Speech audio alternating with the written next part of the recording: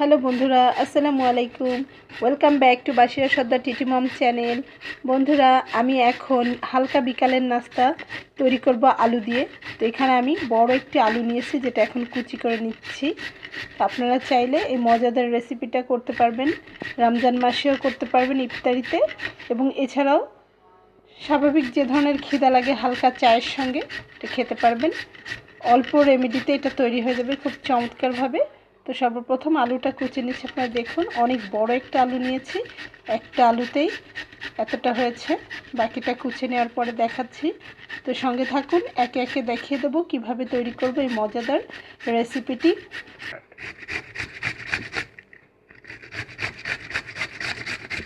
তো বন্ধুরা দেখুন, আলুটা এত বড় যে এখনও কুচিয়ে শেষ করতে পারিনি।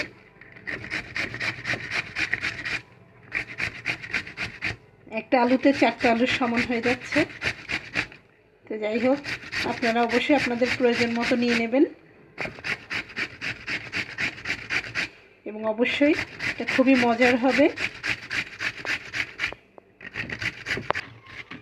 তো বন্ধুরা, এরপরে আমি কুচি নিচ্ছি গাজরটাও আপনাদের পছন্দ অনুযায়ী দিবেন। আমি এখানে 2টা গাজর দিয়ে নিয়েছি, বড় দেখে কুচিয়ে নিচ্ছি। আলু গাজর কুচিয়ে তারপরে আমি ধুয়ে নেব। তো গাইজ, আমার 2টা গাজর এবং আলু কুচিয়ে নেওয়া হয়ে গেছে। এগুলো কিন্তু আমি ধুয়ে নিয়েছি, এবং এখন যেহেতু কষ বেরিয়েছে আবার ধোবো। তো সেজন্যে আমি এরকম একটা ঝুড়ি নিয়ে নিয়েছি, নুডলস ধোয়ার যে ঝুড়িগুলো সাধারণত হয় ছেঁকে নেওয়ার, সেই ঝুড়িতে করে এগুলো। তো গাইজ এগুলোকে ধুয়ে নিতে হবে হালকা করে। যেহেতু এগুলো আমি কেটে নেওয়ার আগেও ধুয়ে নিয়েছি, এখন শুধু আলুটার একটু কষ বেরিয়েছে, দেখতে কেমন লাগছে একটু কালোটাই, সেজন্য একটু ধুয়ে নিলাম সামান্য। রং বেরিয়েছে গাজরের।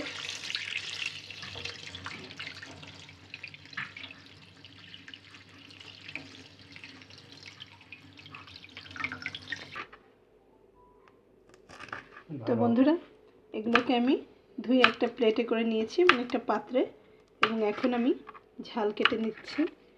দেখুন, কাঁচামরিচ আপনারা যতটুকু প্রয়োজন ততটুকু দিয়ে নেবেন। আমি একটু বেশি ঝাল দেবো, সেজন্য আমি এখানে 7-8টা ঝাল নিয়ে নিয়েছি, এবং ঝালগুলোকে একটু কোনা কোনা করে কেটে নিচ্ছি। আপনারা আপনাদের পছন্দের শেপ দিয়ে নেবেন, এবং চাইলে আপনারা গোল গোল করেও কেটে নিতে পারেন। তো এভাবে কেটে এটার উপরে দেব। বন্ধুরা, এখন আমি দিয়ে নেব 1 চা চামচ পরিমাণ কর্নফ্লাওয়ার। দেখুন, 1 চা চামচ পরিমাণ। এবং এবার দিয়ে নেব প্রায় 2 টেবিল চামচ পরিমাণ বেসন।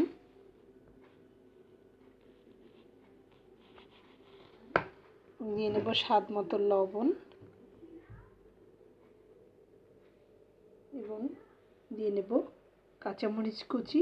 ঠিক এভাবে কাঁচামরিচগুলোকে একটু লম্বা লম্বা করে আপনারা কেটে নেবেন।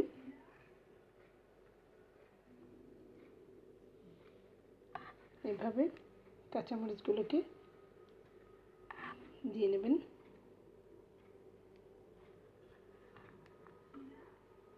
তো দারুণ স্পাইসি।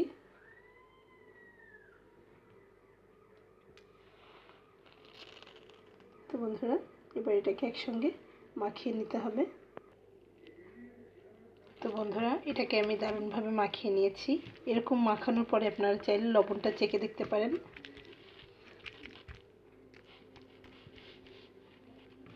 তো বন্ধুরা, আপনারা চাইলে এখানে হালকা পরিমাণ গোলমরিচের গুঁড়ো দিতে পারবেন। আমি যেহেতু অনেক কাঁচামরিচের পরিমাণটা একটু বেশি দিয়েছি, সেজন্য আমি গোলমরিচটা দিলাম না, কারণ ঝাল তাহলে অনেক বেশি হয়ে যাবে। এবং আপনারা চাইলে একটু কাঁচামরিচের ইয়েটা কম করে দেবেন, দিয়ে গোলমরিচের গুঁড়ো অ্যাড করে নেবেন। আমি এটা বানিয়েছি খুবই সহজে, একদম হাতের কাছে যে জিনিসগুলো থাকে, খুবই সহজ পদ্ধতিতে, জাস্ট চায়ের সঙ্গে খাওয়া বিকালের একটা নাস্তা, হালকা নাস্তা। তো এখন এটাকে আমি ভেজে নেব। চলুন ভেজে নেওয়া যাক। চলে আসলাম ভাজতে। একটা ফ্রাই প্যান দিয়ে নিয়েছি, এবং এখন আমি তাতে তেল দিয়ে নেব, কারণ ফ্রাই প্যানটা গরম হয়ে গেছে।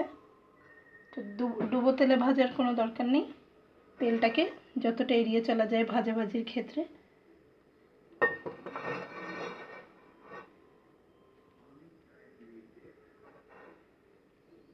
তো বন্ধুরা, আমি এখানে একটা চামচ নিয়ে এটা চামচ দিয়ে দিব আর কি, হাত লাগাবো না।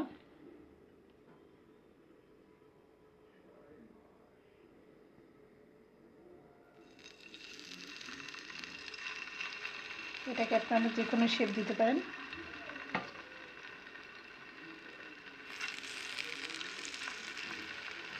পাতলা মোটা গোল চ্যাপ্টা এভাবে।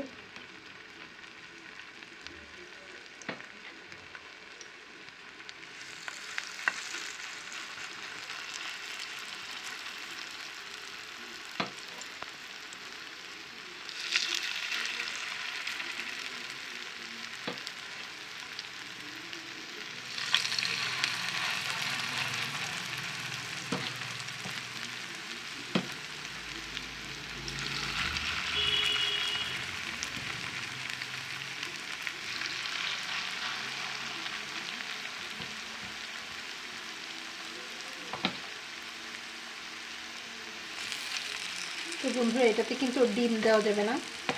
ডিম দিলে এটা আরও বেশি পাতলা হয়ে যাবে, সেট হবে না।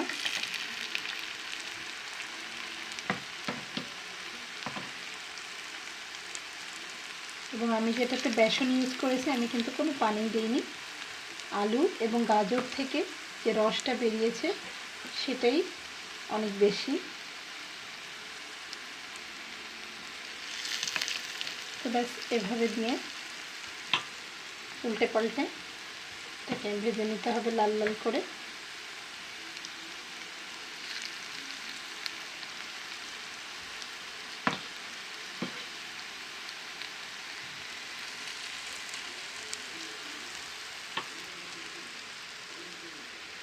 তো বন্ধুরা, আমি সব জায়গাতে দিয়ে দিয়েছি, কোনো জায়গায় খালি রাখছি না, যাতে একবারে অনেকগুলো ভেজে নেওয়া যায় সেই জন্যে।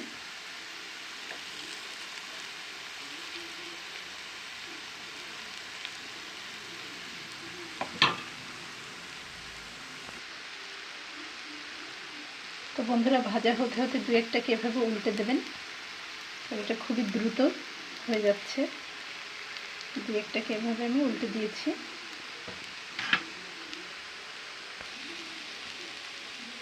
তো বন্ধুরা, এগুলোকে আমি সব উল্টে পাল্টে দিয়েছি। এটা ভাজা হয়ে গেলে আমার ছেলেকে চেখে দেখতে দিতে হবে সর্বপ্রথম। এটার উপরে বিট লবণ ছড়িয়ে। আমার ছেলে ওয়েট করতেছে, সে খাবে, তো সেই জন্য এগুলোই আগে ভেজে নিই।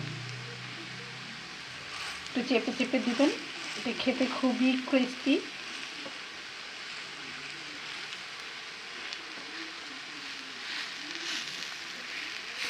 আর গাজর তো সাধারণত মানুষ কাঁচাতেই খায়, সমস্যা নেই, কাঁচা থাকবে না, টেনশন করার কিছু নেই, একদম ভাজা হয়ে যাবে।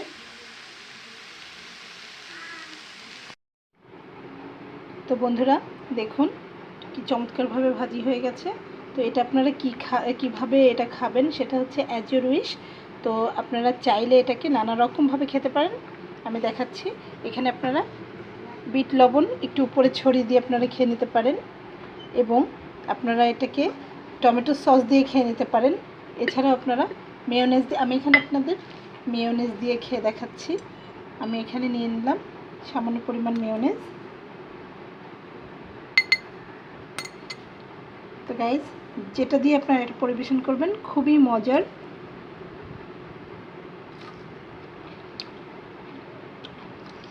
দুঃখিত বন্ধুরা, আপনাদেরকে রেখেই খাচ্ছি, অসাধারণ খেতে হয়েছে।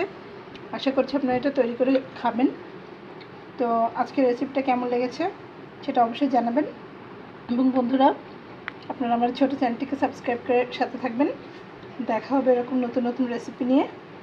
তো সে পর্যন্ত ভালো থাকবেন। আল্লাহ হাফেজ।